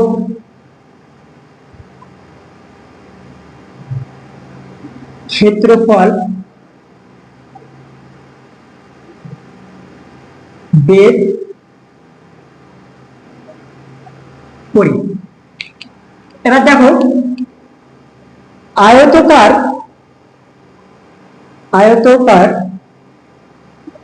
জমি হোক বা আয়তকার চিত্র হোক বা আয়তকার ছবি হোক, যদি আয়তকার হয়, ঠিক আছে, যদি আয়তকার হয় তাহলে সেই ক্ষেত্রে আয়তকার জমি বা চিত্র হোক, সেই ক্ষেত্রে সেই চিত্রটা বা জমির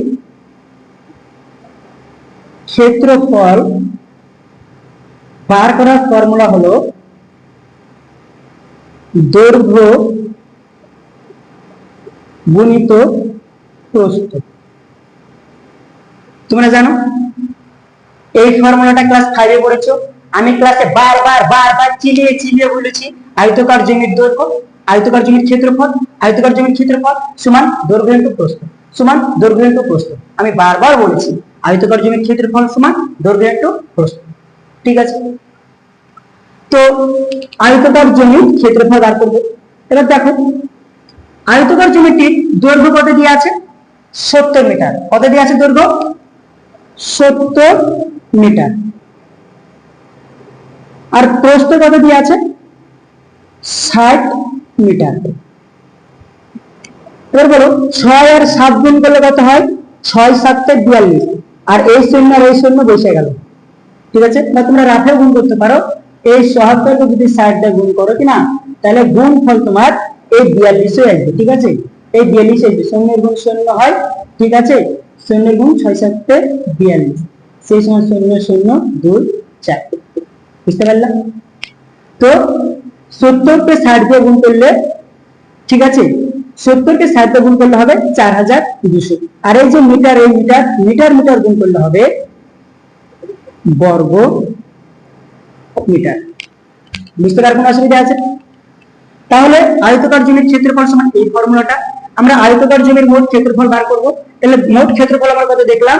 4200 বর্গ মিটার। তাহলে আমরা লিখব যে অতএব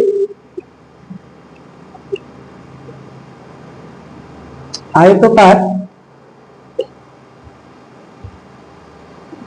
জমিটির মোট ক্ষেত্রফল সমান 4200 বর্গ মিটার হলো। এবার আমাদের তো আয়তকার জমির ক্ষেত্রফল বার করতে বলেনি, আমাদের বলেছিল রাস্তাটা, কিন্তু রাস্তাটা বার করতে গেলে আমাদের কিন্তু মোট জমি বার করতে হতো। তো মোট জমির ক্ষেত্রফল বার করলাম। এবার আমরা যে কোনো একটা টুকরো বার করব, এইভাবে একটা একটা করে 4টা বার করে এখান থেকে বিয়োগ করব। ঠিক আছে, তাহলে এই যে মোট এরিয়াটুকু বা মোট ক্ষেত্রফলটুকু কতটুকু পেলাম? 4200 বর্গ মিটার। ঠিক আছে, এবার আমরা কি করব? এই টুকরো এই টুকরো এই টুকরো এই টুকরো বার করব। তো দেখো এখান থেকে এখানটা কতটুকু বলেছে? ৭৭ মিটার। আর এখান থেকে এখান কতটুকু বলেছে? 5 মিটার। তাহলে এই রাস্তা বাদ দিয়ে এখানটুকু আর এখানটুকু কতটুকু পড়ে থাকলো বলো তো? এখানটুকু আর এখানটুকু পড়ে থাকলো 65 মিটার। ভালো করে বুঝুন, এখান থেকে এখানটা আছে 70 মিটার, তার মধ্যে রাস্তাতে ঘিরে নিয়েছে 5 মিটার, রাস্তার চওড়া কতখানি আছে? 5 মিটার। তাহলে এই অংশটুকু আর এই অংশটুকু মিলে আছে কতখানি? 65 মিটার। কতখানি আছে?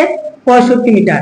টোটাল ছিল 70 মিটার, রাস্তাতে ঘিরে নিল 5 মিটার, তাহলে পড়ে থাকলো কত? 65 মিটার। এবার ভালো করে লক্ষ্য করে দেখো, এই রাস্তাটা কিন্তু জমির মাঝ বরাবর দিয়ে আছে, এবং এই রাস্তাটা কিন্তু মাঝ বরাবর দিয়ে আছে। দেখো বলাই আছে যে মাঝ বরাবর, জমির মাঝ বরাবর। তাহলে এখন বলো যে যদি এটুক আর এটুক যোগ করে 65 পাই, তাহলে এটুকখান কতখানি আছে? তাহলে এটুকখান কতখানি আছে? তাহলে এইটুকখান আর এইটুকখান সমানই হবে। তাহলে এইটুকখান আর এইটুকখান বার করতে গেলে এখন এটাকে আমার 2 দিয়ে ভাগ করতে হবে। কত দিয়ে ভাগ করতে হবে? 2 দিয়ে ভাগ করতে হবে। তো 65 কে যদি আমি 2 দিয়ে ভাগ করি, তাহলে আমি পাবো 32.5 মিটার। কতখানি পাবো? 32.5 মিটার। তাহলে এই পয়েন্ট থেকে এই পয়েন্ট কতটুকু পেলাম? এখান থেকে এইটুকখান পেলাম 32.5 মিটার। বুঝতে পেরেছো? তাহলে একইভাবে এইটুকখান কতখানি পাবো? এইটুকখান আমরা পাবো 32.5 মিটার। একইভাবে এইটুকখানে আমরা সেম পাবো 32.5 মিটার, একইভাবে এইটুকখানে সেম পাবো 32.5 মিটার। তো আমি আর বাকিগুলো লিখছি না, ঠিক আছে। তোমার এই জমি খান বার করার জন্য আমার একটা সাইডে মান জানতে হতো, আমি জেনে নিয়েছি। এবার আমার আরো একটা সাইডে মান জানতে হবে। তো চলো এই সাইডের মানটা কায়দা করে বার করি। দেখো এই সাইডে টোটাল আমার কত বলে দিয়েছে, এই সাইডে আমার টোটাল বলে দিয়েছে 60 মিটার। কত বলে দিয়েছে? 60 মিটার। এই 60 মিটারের মধ্যে রাস্তাতে কতটুকু ঘিরে নিয়েছে? 5 মিটার। কত ঘিরে নিয়েছে? 5 মিটার। তাহলে বলো এই টোটাল খান ছিল 60 মিটার, রাস্তাতে ঘিরে নিয়েছে 5 মিটার, তাহলে পড়ে আছে কতখানি? তাহলে পড়ে আছে 55 মিটার। এবার দেখো এই 55 মিটার এইটুকখান আর এইটুকখান আর এইটুকখান আর এইটুকখান, অর্থাৎ এইটুকখান এইটুকখান আর এইটুকখান যোগ করে 55 মিটার। তাহলে এবার বলো এইটুকখানের মান কত? তাহলে এইটুকখানের মান কত? তাহলে এইটুকখানের মান কত? আমাকে এটাকে 2 তে ভাগ করতে হবে। এটাকে যদি আমি 2 তে ভাগ করি তাহলে আমি পাবো 27.5 মিটার। তাহলে আমি এইটুকখান কত পেলাম? তাহলে আমি এইটুকখান আমার হচ্ছে 27.5 মিটার। বুঝতে পারলাম? এইটুকখান আমার কত নিয়ে এলো? 27.5 মিটার। একইভাবে তাহলে আমার এইটুকখান কত হবে? এইটুকখানও আমার হবে 27.5 মিটার। বুঝতে পারছো? একইভাবে আমার এখানটাও হবে 27.5 মিটার, এখানটাও হবে 27.5 মিটার। ঠিক আছে, তো আমি অত লিখছি না, তোমরা বুঝতে পারছো। এবার আমার কাজ কি হবে? এবার আমার কাজ হবে যে কোনো একখান টুকরোর আমি ক্ষেত্রফল বার করব। ঠিক আছে, এবার আমি একখান টুকরোর ক্ষেত্রফল বার করতেই পারি, কারণ দেখো এই টুকরোটার দৈর্ঘ্য প্রস্থ আমার জানা আছে, এটারও দৈর্ঘ্য প্রস্থ জানা আছে, এটারও দৈর্ঘ্য প্রস্থ জানা আছে, এটারও দৈর্ঘ্য প্রস্থ জানা আছে। তো যে কোনো আমরা একটা টুকরো বার করবো। ঠিক আছে, তো চলো এবার দ্বিতীয়ত আমরা যেটা করব,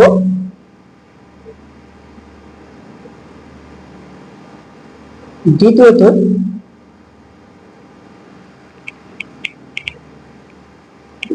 আয়তকার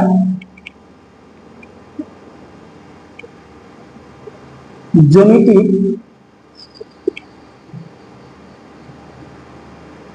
একটি টুকরের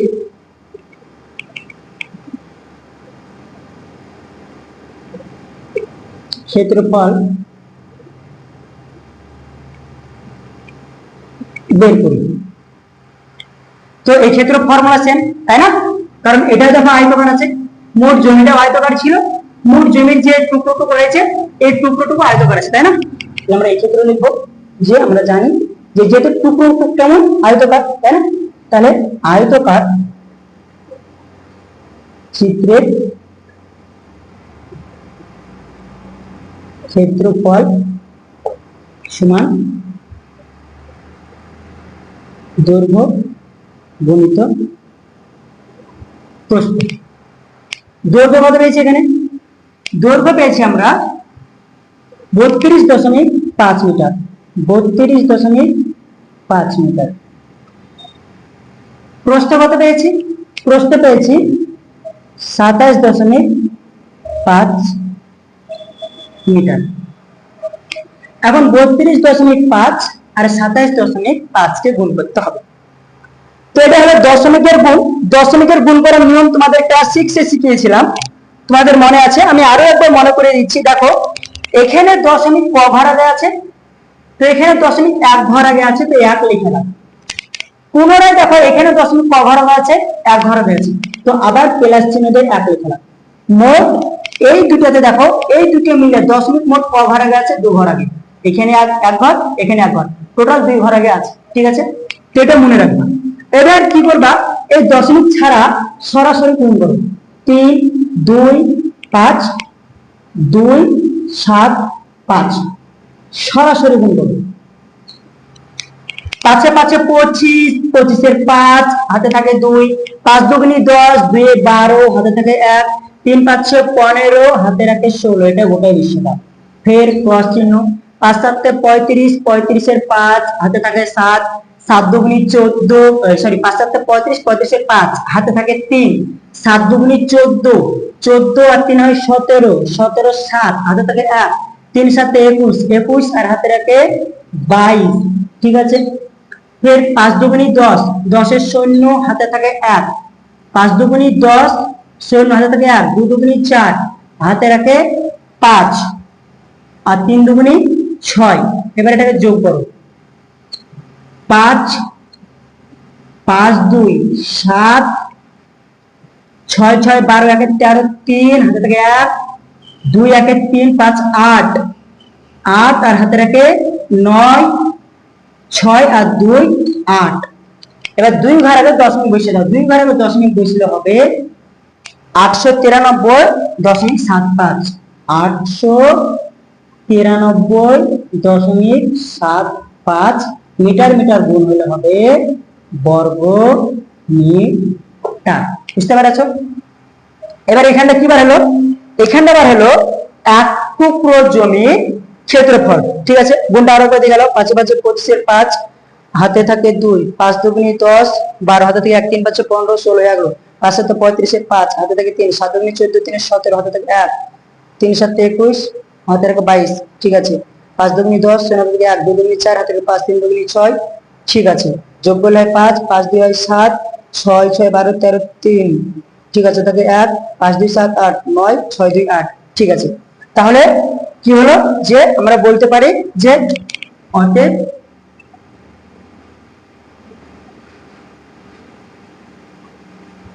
আয়তকার জমিটির এক টুকরের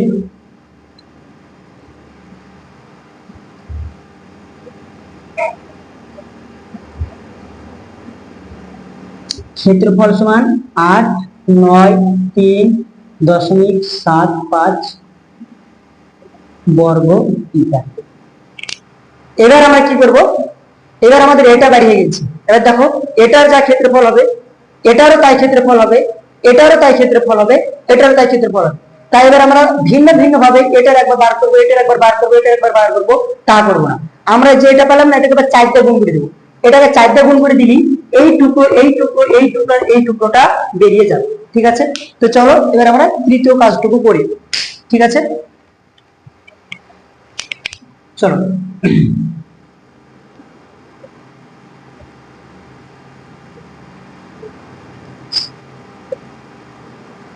টোটাল ছিল, একটু লিখে দিই যে টোটাল হবে 4200 মিটার স্কয়ার, আর একটি টুকরো সমান বেরোলো 893.75 মিটার স্কয়ার। আচ্ছা,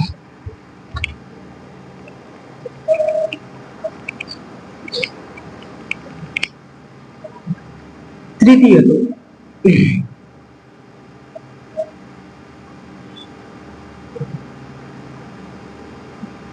আয়তকার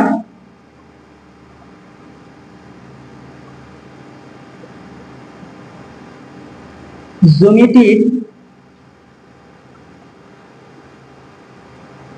4টি খণ্ডের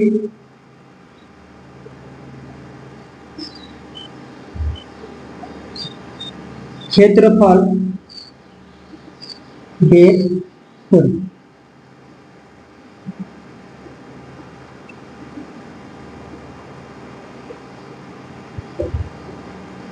আয়তকার জমিটির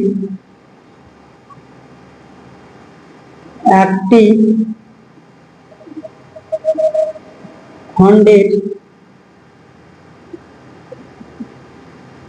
ক্ষেত্রফল সমান 893.75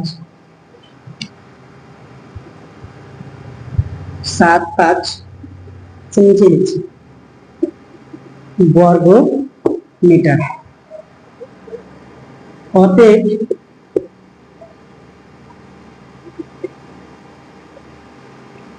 আয়তকার জমিটির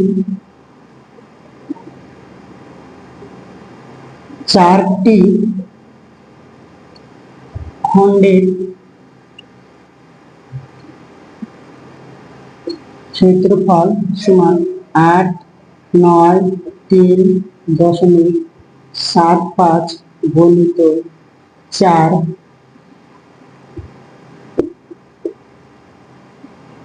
বর্গমিটার। তো এখানে 0.2 ঘর আগে আছে, মনে রাখবো দশমিক ছাড়াই গুণ করবো। তো দশমিক ছাড়াই একটু গুণ করি, 8 9 3 7 5, 4 দিয়ে গুণ করবো, 4 5 পরিশূন্য, হাতে থাকে 2, 4 4 28, 28 30, 30 এর শূন্য, হাতে থাকে 3, 3 4 12, 12 আর 3 হয় 15, 5 হাতে থাকে 1, 4 9 36, 36 আর হাতে রাখা হয় 37 মানে 7, হাতে থাকে 3, 4 8 32, 32 আর 3 হয় 35, আর দশমিক কয় ঘরে গেছিল, 2 ঘরে গেছিল, তাই 2 ঘরে দশমিক বসিয়ে দিলাম। অতএব আমি এটা যদি গুণ করি তাহলে এটা গুণ করলে পাবো 3 5 7 5 বর্গ মিটার। ঠিক আছে, এবার বলো তাহলে আমার টোটাল জমিটুকুর ক্ষেত্রফল ছিল 4200 বর্গমিটার, আর আমার এইটুকু খান, অর্থাৎ এইটুকু খান, এই জমি খান, এই জমি খান, এই জমি খান আর এই জমি খান মিলিয়ে আমার মোট ক্ষেত্রফল বেরোলো 3575 বর্গমিটার। তাহলে আমি এখন যদি 4200 বর্গমিটার থেকে 3575 বর্গমিটার বিয়োগ করি, তাহলে কি আমার পড়ে থাকা অংশটা রাস্তার ক্ষেত্রফল হবে না? অবশ্যই হবে। তাহলে চলো লিখি যে অতএব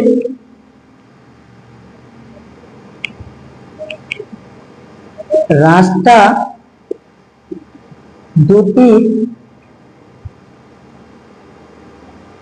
মোট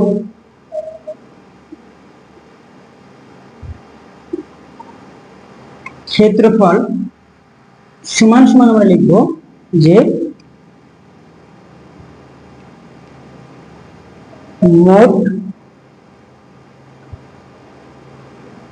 আয়তকার জমির ক্ষেত্রফল। এখান থেকে আমাদের বিয়োগ দিতে হবে, তাই না?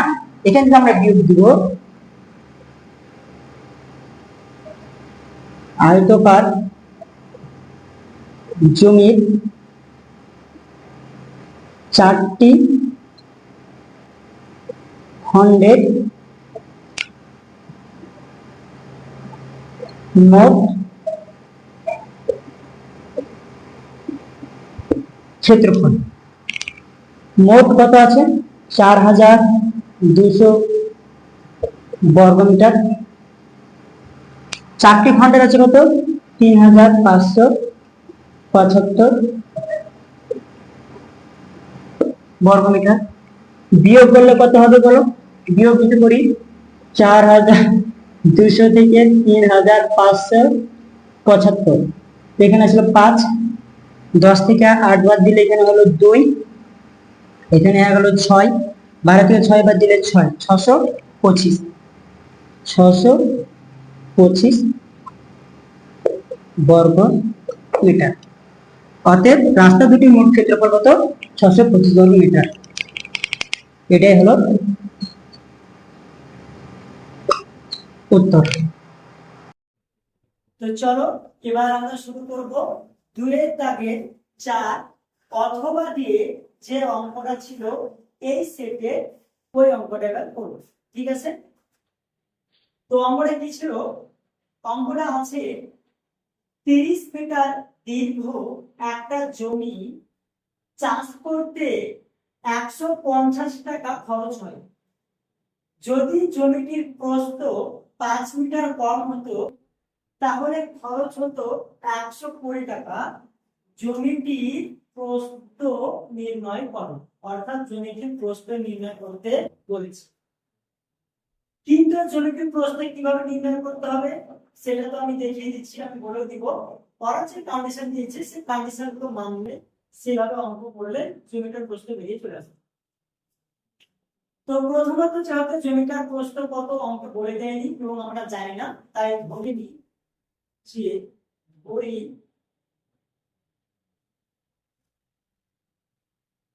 জমিটি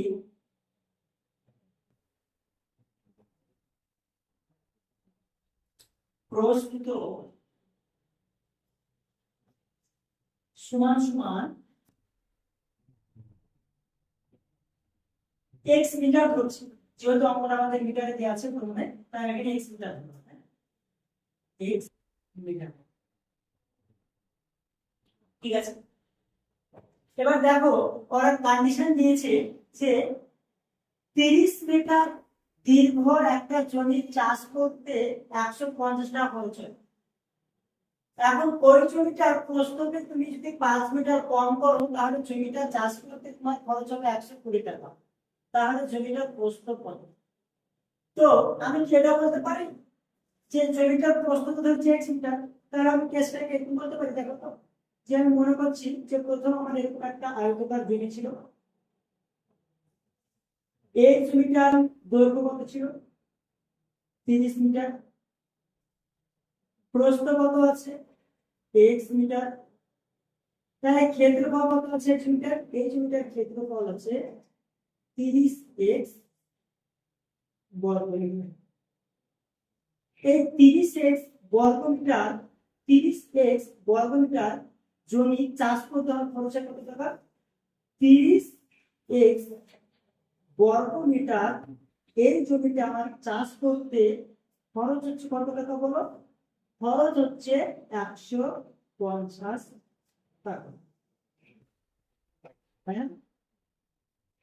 এবার বলছে এই যে তোমার জমিটা আছে কিনা, এই যে তোমার জমিটা, তোমার দৈর্ঘ্য তো 30 মিটার আছে, তুমি 30 মিটারে থাক, দৈর্ঘ্য কমাতে হবে না।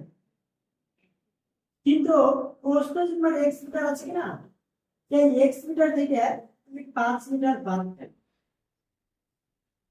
তাহলে তোমার জমিতে ক্ষেত্রফল কত দাঁড়াবে? তাহলে তোমার জমিটার ক্ষেত্রফলের ক্ষেত্রে দাঁড়াবে 30 মিটার গুণিত দৈর্ঘ্য প্রস্থ গুণ করতে হবে x মিটার বিয়োগ 5 মিটার, অর্থাৎ 30 আর x গুণ করতে হবে তোমার 30x বর্গ মিটার বিয়োগ 3 5 15 150 বর্গ মিটার। এবার তোমার এই যে এখন যে জমিটা থাকছে কিনা, এখন জমিটা থাকছে তোমার 30x বর্গ মিটার বিয়োগ 150 বর্গ মিটার। এই জমিটুকু চাষ করতে তোমার খরচ কতটুকু হবে? এই জমিটুকু তোমার চাষ করতে খরচ হবে 120 টাকা। এটুকু বুঝতে পারছো যে প্রথমে আমার জমি ছিল দৈর্ঘ্য 30 মিটার, প্রস্থ x মিটার, তার আমার ক্ষেত্রফল ছিল 30x বর্গ মিটার। 30x বর্গ মিটার চাষ করতে খরচ হতো 150 টাকা। এখন জমির দৈর্ঘ্য 30 মিটার, 30 মিটার থাকলো, প্রস্থ x মিটার ছিল, 5 মিটার কমিয়ে দিলাম, তাহলে আমার প্রস্থ দাঁড়াবে x মিটার মাইনাস 5 মিটার। তো আমরা জানি যে জমির ক্ষেত্রফল বার করতে গেলে দৈর্ঘ্য সহ প্রস্থ গুণ করতে হবে। তো দৈর্ঘ্য সহ প্রস্থ যদি গুণ করতে 30 মিটার আর x মিটার গুণ করলে 36 বর্গ মিটার, 30 মিটারের সঙ্গে 5 মিটার গুণ করলে 150 বর্গ মিটার। এটা নতুন যে ক্ষেত্রফল করা হবে সেটা হবে ক্ষেত্রফল। এখন এতটুকু জমি চাষ করতে খরচ হবে 120 টাকা। ঠিক আছে, এবার আমি ব্যাপারটা ঐকিক নিয়মে সাজাবো। ঠিক আছে, ঐকিক নিয়মে আমি এবার সাজাবো যে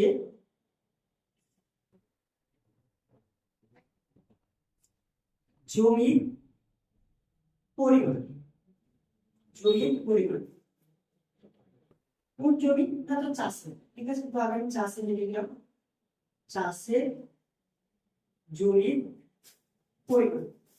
যেহেতু মিটার আছে তাই আমি এটা মিটার লিখে দিলাম। ঠিক আছে, আর আরেকটা আমার কি দিয়েছে? আরেকটা আমার দিয়েছে খরচ। খরচ কত? এখানে খরচটা নিচে দিয়েছে, খরচটা এখানে দিয়ে আছে টাকা। আমি লিখে নিলাম টাকা। ওই পেটে দাও তো, ও দাদা ওই পেটে দাও, এখানে কাজ দাও। দেখো, চাষের জমির পরিমাণ যখন আমার ছিল 30x, ঠিক আছে, এখানে মিটার আমরা এখানে বর্গ মিটার লিখছি, যেহেতু আমি এখানে ক্ষেত্রফল লিখবো। ঠিক আছে, চাষের জমির পরিমাণ এখানে যদি ক্ষেত্রফল লিখছি তাই এখানে বর্গ মিটার, ঠিক আছে। বর্গ মিটার। তো প্রথম আমার জমি ছিল কত 30x বর্গ মিটার, তখন আমার খরচ ছিল কত, তখন আমার খরচ ছিল 150 টাকা। ঠিক আছে, তারপর আমার চাষের জমির পরিমাণ কত হলো, কমে যাওয়ার পর আমার হয়েছে 30x মাইনাস 150 বর্গ মিটার, এতে আমার খরচ হচ্ছে কত 120 টাকা। ঠিক আছে, এবার বলো ক্ষেত্রফলের সঙ্গে চাষের জমির পরিমাণের সঙ্গে খরচের কি সম্পর্ক হবে, সরল সম্পর্ক হবে। আমার জমি যত বেশি বাড়বে তত চাষের খরচ বাড়বে। 10 বিঘা জমি চাষ করতে যা খরচ হবে, আশা করি 20 বিঘা জমি চাষ করতে তার থেকে বেশি খরচ হবে। আবার 10 বিঘা জমি চাষ করতে যা খরচ হবে, 5 বিঘা জমি চাষ করতে তার থেকে কম খরচ হবে। তাহলে চাষের জমির পরিমাণের সঙ্গে খরচের সম্পর্ক কি সরল সম্পর্ক। তাহলে এখানে আমাদের সম্পর্কটা লিখে দিতে হবে যে চাষের জমির পরিমাণের সঙ্গে খরচের সম্পর্ক সরল সম্পর্ক। বুঝতে পেরেছো? তাহলে এটাকে যদি আমরা অনুপাত সমানুপাতে সাজাই তাহলে দেখো তো এই মেশিনে পাবো কিনা 30x অনুপাত 30x বিয়োগ 150 সমানুপাত 150 অনুপাত 100। এটা পাবো, এটা যদি সাজাই তাহলে এটাকে এইভাবে পাবো 30x বাই 30x বিয়োগ 150 সমান সমান 150 বাই 120। ঠিক আছে, এবার কোনো গুণ করো, এটা গুণ করি। আচ্ছা, সবথেকে বড় ফর্ম আসবে 3 গুণ 45 3 ভাগ 34, এটা গুণ করে দিচ্ছি। হ্যাঁ, তাহলে বিয়োগ করতে সুবিধা হবে। এখন 3 পূর্ণ কত হয়, 3 পূর্ণ হয় 45। বুঝতে পারলাম? আর এই শূন্য বসে যাবে, দুটো শূন্য বসে হলো, আর এখানে x চলে আসবে 45। 15 গুণ করলে 15 বর্গ যাদের মুখস্থ আছে তারা জানবে 15 গুণ করলে আমি 225, আর এই দুটো শূন্য বসে হলো, এটা হলো 22500। তো এটার সঙ্গে এটা গুণ করলে আমরা এটা পাবো। এবার এটা গুণ করবো 12 হবে 36, এই একটা শূন্য এই একটা শূন্য, দুটো শূন্য বসে হলো, তারপরে x। ঠিক আছে, এবার আমরা কাজ করবো a কে ওই পারে পাঠাবো আর x গুলোকে এক পারে করে দেবো। তাহলে s টা কি দাঁড়াবে, তাহলে s টা দাঁড়াবে 4500 x, এটা এই পারে আসতে বিয়োগ হয়ে যাবে, যেটা ওই পারে আসতে এই পারে আসতে বিয়োগ আসবে। ঠিক আছে, এটা কেন আসে এই বিষয়ে পরে অনলাইন একটা ভিডিও দিব, এই বিষয়ে একটা বেশ ভিডিও আছে, মানে বেশ কয়েকটা ভিডিও হয়ে যাবে, তাই এই ক্লাসে বলছি না যে কেন এই পারে আসছে মাইনাস। ঠিক আছে, আর এটা ওই পারে গেলে প্লাস হয়ে যাবে, তো ওই পারে প্লাস হবে 22500। এখন 4500x থেকে 3600x যদি বাদ দিই তাহলে আমাদের 900x পড়ে যাবে, কত করে থাকবে, তার এই 900x সমান কত হবে 22500। বুঝতে পেরেছো? এবার আমরা এই সাইডে ক্যালকুলেট করছি। দেখো, কারণ আমার আসলো কত 900x সমান আসলো আমার 22500। অতএব আমার x সমান কত আসবে 22500 বাই 900। এবার এই শূন্য তাহলে পড়ে থাকছে কত, তাহলে পড়ে থাকছে 225 বাই 9। তো প্রথমে 3 দিয়ে কাটবো, 3 দিকে 9, ওপরটা 3 দিয়ে কাটবে, ঠিক আছে বুঝলি, 2 যোগ করলে 4 আর 5 যোগ করলে 9, টোটালটা যোগ করে যেতে 9 পাচ্ছি, ওতে 3 টা ভাগ যাবে, আর নিচেরটাতে 3 টা ভাগ বুঝতেই পারছি।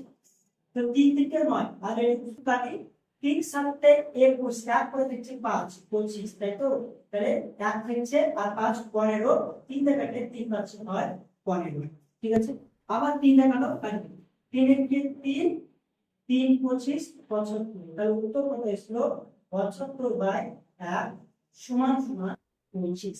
x সমান কত পাবো 25। আমরা অঙ্কে ধরেছিলাম জ্যামিতিক দৈর্ঘ্য জ্যামিতিক প্রস্থ x মিটার, তাহলে আমরা লিখবো যে পথের জ্যামিতিক প্রস্থ সমান x মান কত বেরিয়েছে ভাই? x মান বেরিয়েছে 25, তাই না? তাহলে জ্যামিতিক প্রস্থ হবে 25 মিটার। তো আমি টেস্ট একটা ভিডিও করলাম, এতক্ষণ দুয়ের দাগের অঙ্কগুলো তোমাদের সিভিল শেয়ার করে দিল, বা তিনের দাগের অঙ্কগুলো, বীজগণিতের অঙ্কগুলো